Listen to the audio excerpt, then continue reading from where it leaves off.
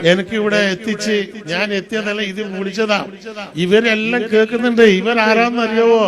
നിങ്ങൾ വിചാരിച്ചിട്ടുണ്ടാവും ഇവർക്ക് ജീവിക്കാൻ കിഡ്നി കൊടുത്ത ആള്, ക്യാൻസർ ശരിയാക്കിയ ആള്.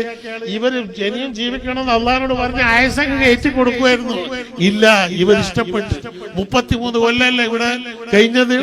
അതുകൊണ്ട് ഇപ്പൊ പണ്ടത്തിനെ കാട്ടി ഇപ്പൊ ശക്തി അധിക. അത് ഫന, ഇത് ബഹ.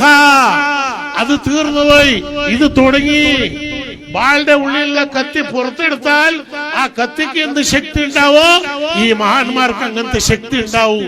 നിങ്ങൾ പറയാത്തത് കൊണ്ട് അവര് വരാൻ അനുമാനം കൊടുത്താലേ അവർക്ക് വരാൻ പറ്റും.